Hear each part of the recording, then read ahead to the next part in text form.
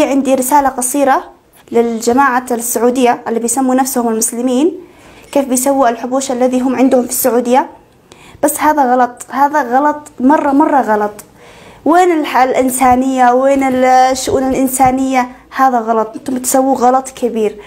ليش يعني الذي هم اصلا خرجوا من بلادهم عشان ايش؟ يلاقوا الحرية، عشان يعيشوا، مش عشان يموتوا وينتحبسوا ويمرضوا هذا مرض من فوق هذا المرض. هذا كذا غلطة كبيرة.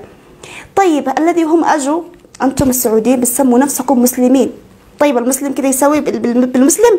حتى لو هم كانوا دولة ثانية كنتوا توقفوا جنبهم وتعاونوهم وتكونوا جنبهم وتكونوا دعم لهم، مش انكم تحبسوهم بدون غلط، بدون اي سبب.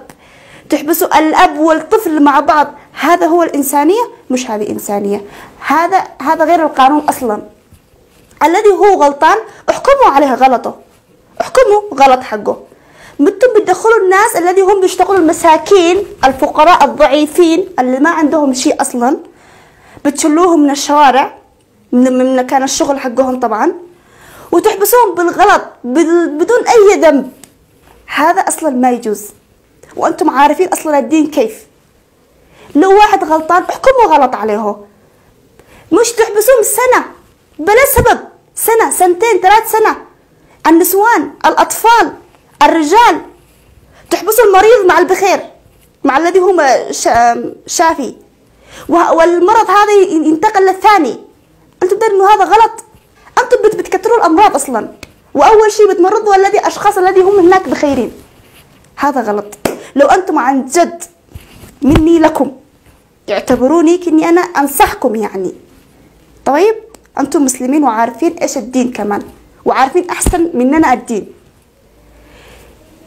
الذي هو غلطان، الذي انتم ماسكينهم في الحبس حقكم، طبعا اتمنى منكم بكل احترام بكل تقدير انكم ترجعوا لابلادهم بدون اي تربشة، بدون اي غلط، بدون اي مصياحة.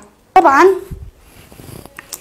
اذا تخافوا الله طبعا اذا انتم مسلمين وتخافوا الله، الذي انتم حبستوه عندكم في السجن سنة سنتين اكثر من سنة، اسألكم باحترام، اذا تخافوا الله طبعا، اذا تخافوا الرحمن، انكم تفلتوهم ترجعوهم لابلادهم باحترام.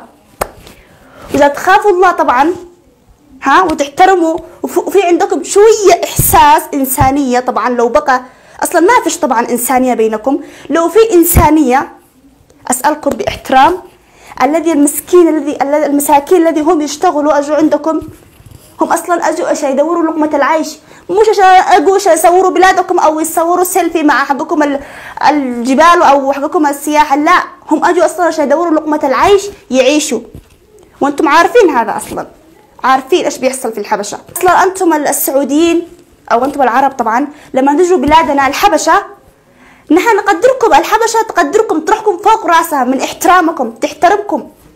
اي ضيف يجي عندها تحترمكم. بس انتم يعني لو واحد اجى عندكم فقير او معه فيزا او معه اي شيء دخل بالقانون او غير القانون، لو واحد عمل غلط بتسقموا كلهم مع بعض، تلفلفوهم مثل الفئران وترجموهم. بس هذا غلط. دحين اسالكم باحترام، لو سمحتوا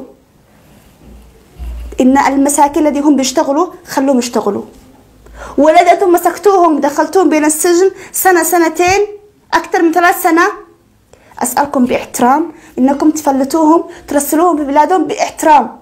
لو في داخلكم شوية انسانية قد كذا، طبعا ما فيش انسانية، لو في انسانية قد كذا اسالكم باحترام. وانا اصلا مرة بنت طبعا تسالكم، انتم الرجال تسال منكم، لو سمحتوا طبعا باحترام.